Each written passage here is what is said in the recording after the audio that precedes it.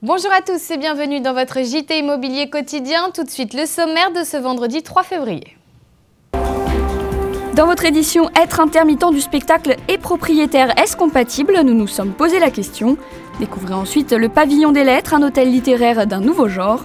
La chronique hebdomadaire de Maître Adler. Et enfin, ne manquez pas votre rubrique Immovip. Bienvenue dans votre journal.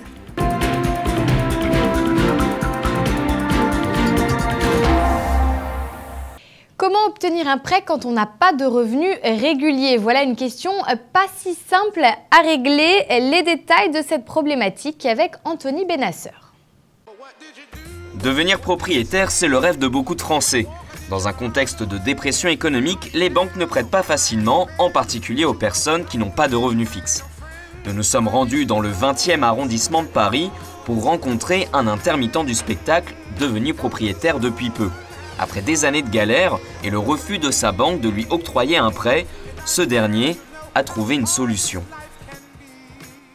J'ai changé de banque et j'ai été obligé de prendre un courtier qui lui, avait des accords avec certaines banques et du coup, c'était plus facile pour accéder au crédit. Je ne sais pas si c'était obligatoire, mais ça m'a beaucoup aidé, ça a été beaucoup plus rapide. En très peu de temps, Benjamin, grâce à un courtier, a pu acheter pour 223 000 € ce 30 mètres carrés. Une chance que ne partagent pas de nombreux intermittents qui peinent à séduire les banques pour obtenir un prêt. C'est là qu'entre en scène Joël Boumendil, courtier SCE, qui mettra tout en œuvre pour garantir votre fiabilité financière. On tape aux bonnes portes et on s'adresse aux banquiers qui ont l'habitude justement de traiter ce genre de dossier. On va toujours nous demander un maximum de documents qui peuvent donc justifier les revenus de cet intermittent et son ancienneté dans son métier. Avoir son propre bien immobilier et exercer un métier aléatoire, c'est possible, à condition tout de même d'avoir un apport de base, des revenus et peu d'endettement.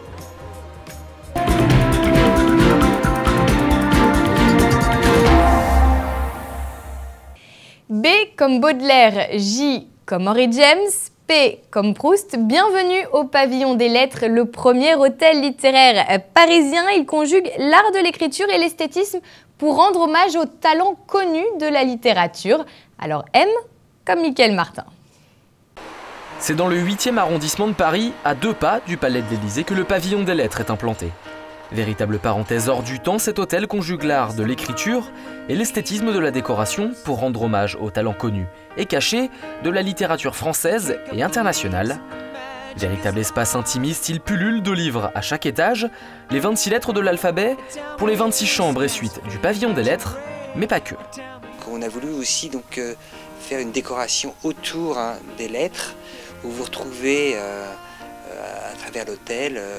Vous allez découvrir au fur et à mesure que vous allez vivre dans l'hôtel des choses qui tournent autour des lettres.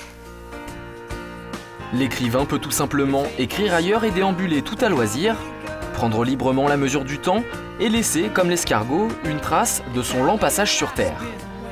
D'Andersen à Zola en passant par Flaubert ou Hugo, derrière chaque porte se cache l'âme d'un poète, d'un passionné qui saura donner une atmosphère particulière à la pièce, à l'aide notamment de morceaux choisis et imprimés sur les murs. Et parce que le sommeil se nourrit de belles images, le fil conducteur de ces textes puisera dans l'imaginaire de la nuit, du rêve et de la poésie. C'est vrai que nous, ce que nous avons recherché quand nous avons réalisé l'hôtel, c'est avant tout que les clients se sentent bien. Et alors, tout d'abord parce qu'ils vont découvrir ce thème des écrivains, des lettres, puisque je pense que nous sommes aussi un hôtel parisien citadin, et vous allez découvrir donc à travers la littérature que vous allez découvrir dans l'hôtel, vous allez vivre la vraie vie parisienne. La vie parisienne à travers l'œil de la littérature, c'est bien ce que vous propose le Pavillon des Lettres.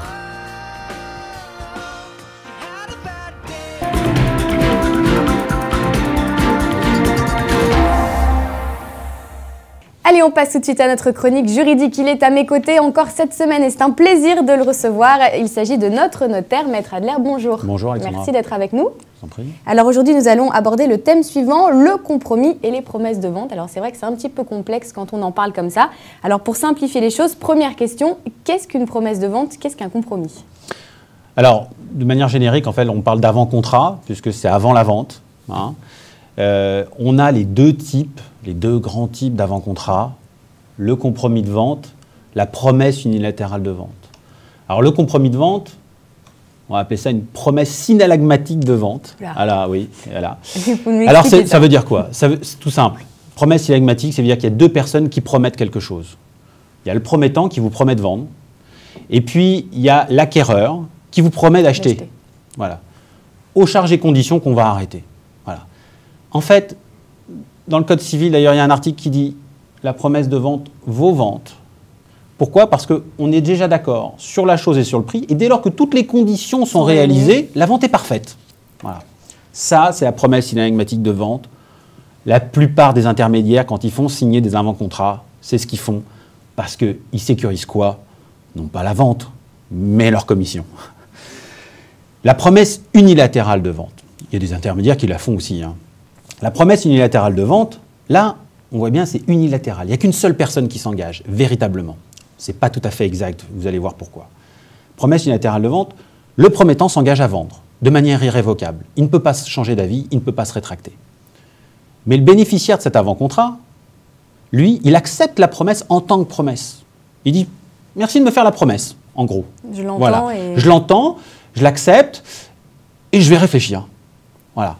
Alors, je ne réfléchis pas vraiment, hein, parce que je vais verser ce qu'on appelle une indemnité d'immobilisation. Je vais faire un chèque, en général, de 10%. Pour garder cette proposition. Pour dire, voilà, en contrepartie de votre engagement, moi aussi, je vous dépose, je suis sérieux, je vous dépose un chèque qui va être encaissé et qui va être séquestré sur un compte. Hein. Et si toutes les conditions suspensives sont réalisées, et finalement, je décide de ne pas acheter, ça s'appelle un caprice, hein, on est d'accord? Mon cher caprice, parce que ça va me coûter 10%. Je n'aurais pas levé l'option. Voilà. Dans l'autre hypothèse, on pourrait dire, ben oui, mais on peut faire à peu près la même chose dans la promesse synalagmatique. Ah oui, sauf que j'ai déjà dit que j'achetais. Dans l'autre hypothèse, je n'ai pas dit que j'achetais. Donc il y en a un, c'est un engagement. Il y en a un qui a quelque chose de beaucoup plus ferme, alors que l'autre, il y a un peu plus de liberté. Mais un peu plus de liberté, il ne faut pas croire que c'est un peu plus de liberté uniquement pour l'acquéreur. Parce que pour le vendeur, passer le délai qu'on aura indiqué dans la promesse de vente pour que l'acquéreur dise « j'achète ». Si l'acquéreur n'a rien dit, le vendeur récupère sa pleine et entière liberté. Voilà. Donc la souplesse, un peu plus souple sur la promesse unilatérale de vente, beaucoup plus figée sur la promesse synalagmatique. Voilà. Est-ce que ces deux documents, si alors on peut trouver un point commun, est-ce qu'ils doivent être signés tous les deux par un notaire ou pas? Alors, est-ce qu'ils ont au moins cette similitude-là? Les deux peuvent être signés par un notaire, bien sûr, il n'y a aucun problème. Les deux peuvent être des actes authentiques sans aucun problème. On en rédige tous les jours. À mon sens, dans le cadre d'une vente immobilière, l'avant-contrat est le contrat le plus important. Je dirais presque que c'est celui-là où il faut aller voir le notaire pour avoir tous les renseignements, tous les conseils adéquats sur l'opération, en fonction de qu'est-ce que je vais en faire, pourquoi j'achète, qu'est-ce que je vais en faire, est-ce qu'il n'y a pas effectivement quelque chose qu'on m'a dissimulé. Le notaire va faire un travail en amont sur cet avant-contrat et va bien expliquer le processus. Il va encadrer toute l'opération. Il va encadrer et puis c'est véritablement, c'est pas une baguette de pain que vous allez acheter. La digestion peut être un peu lourde. Hein. Voilà, donc il faut vraiment réfléchir et là le conseil est vraiment donné. Si on parle justement de réflexion, est-ce qu'il y a un délai de rétractation pour les acquéreurs? Oui, dans les deux cas d'ailleurs, hein. Que ce soit la promesse synalagmatique ou la promesse unilatérale de vente. Vous avez un délai de réflexion ou un délai de rétractation. Il est de quelle durée? 7 jours. 7 jours. 7 jours à compter de la première notification. Hein, et celle-ci, effectivement, quel que soit le type de contrat. Ça, c'est d'ordre public, on ne peut pas s'exonérer de ça. Donc, à la limite, pas de panique quelque part. On a encore 7 jours après avoir signé cet avant-contrat pour dire bah, « je change d'avis » et j'ai aucune sanction. Hein. On me redonne le chèque que j'ai fait et je ne dois pas avoir payé de frais. Donc là-dessus, au contraire, c'est véritable. On est vraiment dans un processus de protection du consommateur. L'acquéreur immobilier est aujourd'hui traité comme un consommateur. Enfin, dernière question, maître, dans le compromis de vente ou la promesse, est-ce qu'il y a une différence selon si on se trouve plus dans le neuf ou dans l'ancien? Oui, alors ce n'est pas le même type de contrat. D'ailleurs, sur la vente neuf, on parle de contrat de réservation. Hein. Pourquoi? Parce que ça doit répondre à tout un tas de points législatifs. C'est-à-dire que la loi est intervenue dans la vente du neuf pour dire telle clause doit être. Par exemple, vous avez l'échelle des prix. Ça doit être respecté. Vous ne pouvez pas payer plus que tant que vous n'êtes pas à un certain stade de construction. Vous ne pouvez pas verser plus que telle somme. Tout ça est arrêté. Et tout ça est véritablement, je dirais, il y a un véritable calendrier. C'est pour ça que, d'un côté, on a un contrat de réservation pour le neuf qui est bien plus réglementé. Voilà. Pourquoi ? Parce qu'on ne voit pas ce qu'on achète. On achète sur des plans. Et donc, du coup, le législateur est intervenu pour limiter les risques de l'acquéreur.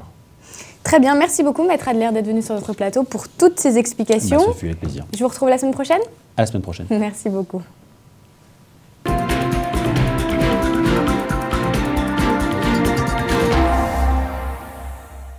Avant de se quitter, les célébrités et l'immobilier, c'est tout de suite dans votre rubrique Imovip. François Pinault serait propriétaire d'une villa historique à Dinard. Le richissime président du groupe PPR aurait fait l'acquisition d'une des plus belles maisons de la station balnéaire. La luxueuse demeure située en front de mer aurait coûté la coquette somme de 10 millions d'euros. Très bien située dans le très chic quartier de la Malouine, elle posséderait un bassin privé ainsi qu'un jardin.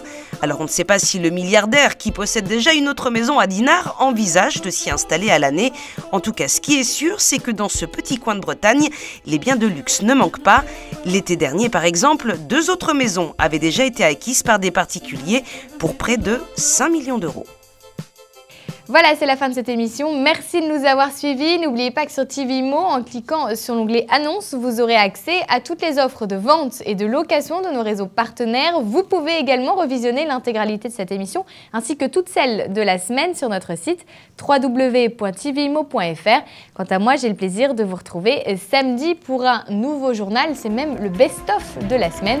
Alors soyez au rendez-vous et à demain.